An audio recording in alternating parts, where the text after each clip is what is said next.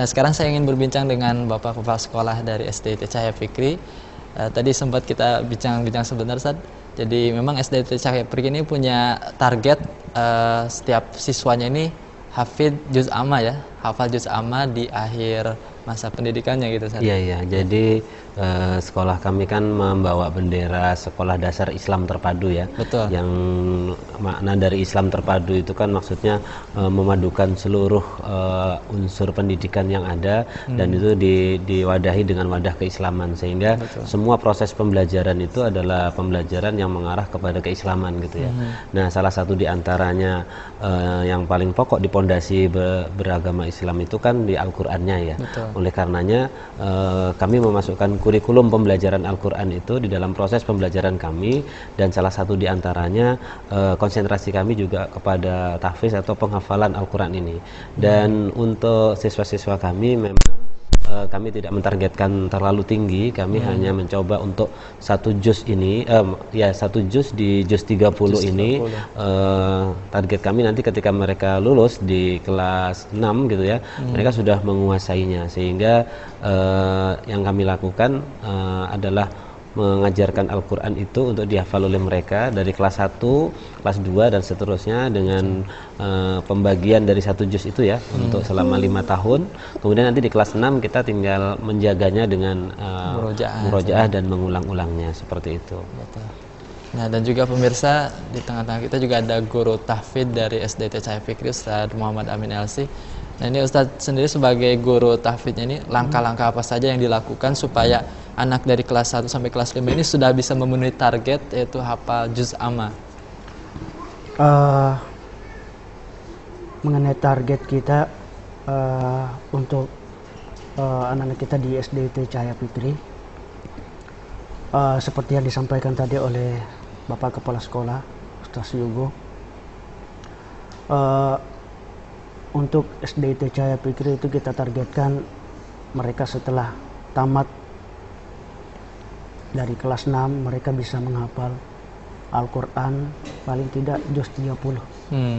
Ya.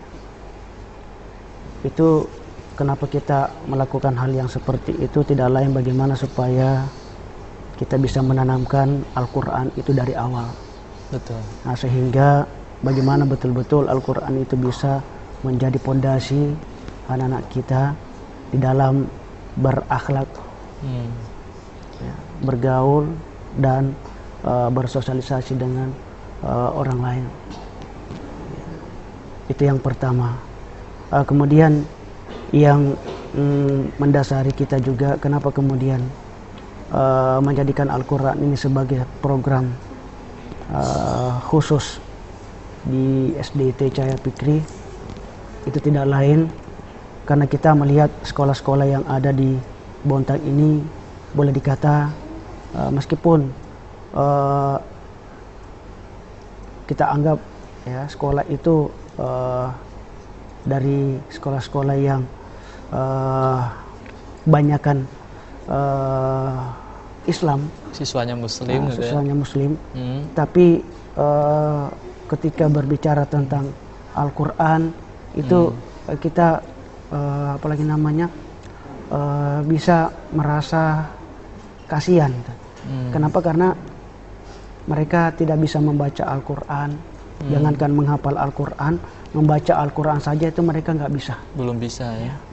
Nah, sehingga kemudian kita bertujuan ya mudah-mudahan dengan adanya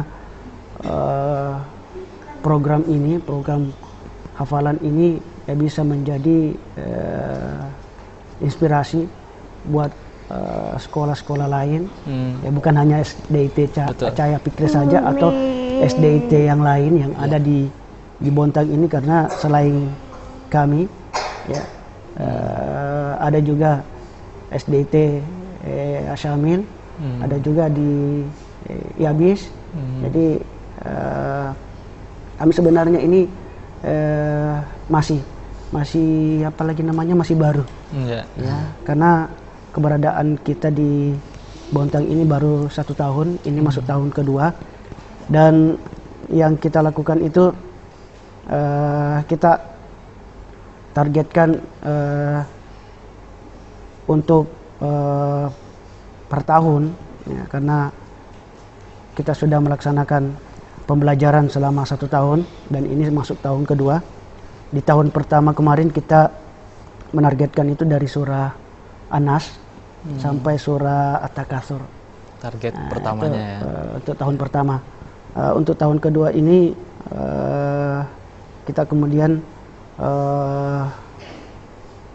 dari surah Al-Qari'ah sampai surah Al-Fajr. Betul.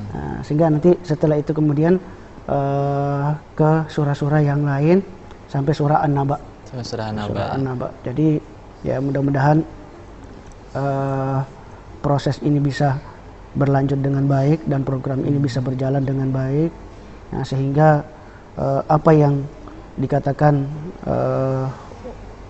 oleh orang tua dari Ananda Hilda, iya, itu bahwa sesungguhnya orang yang baik itu adalah yang mempelajari Al-Quran lalu kemudian mengajarkan. Itu khairukum man ta'allama Al-Quran wa 'allama.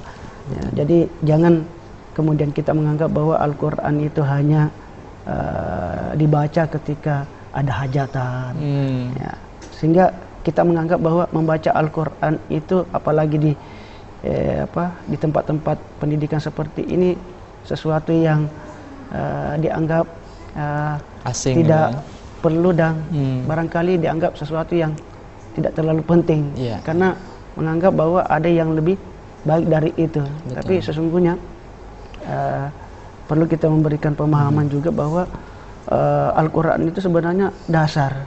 Betul. Ya, dasar yang perlu kita tanamkan kepada anak-anak kita. Baik, apalagi setelah kita mendengarkan tadi bagaimana kemudian adik kita bisa menghafal, ya, sedang umurnya baru 5 tahun. 4 tahun tadi ya. Ketika ikut di RCTI itu baru 4 tahun, ya. Alhamdulillah bisa menghafal juz 30. Boleh jadi nanti setelah itu bisa menghafal 30 juz. Dibalik ya, jadi 30 juz. Sekarang baru juz 30. Apalagi namanya juz 30. Ya insyaallah besok atau lusa. Amin. Amin. 30 juz ya, bukan lagi juz 30 tapi 30 juz insyaallah. Baik, Ustaz. Nampaknya nanti kita juga harus membicarakan tentang metode yang baik atau metode yang lebih bagus itu ketika mengajari anak untuk menghafal Quran seperti apa. Mungkin nanti kita bisa diskusikan kembali, tapi kita harus break terlebih dahulu nih. Baik pemirsa RNJ TV, kita akan kembali lagi setelah selingan yang berikut ini. Tetaplah setia dalam program Cafe Break.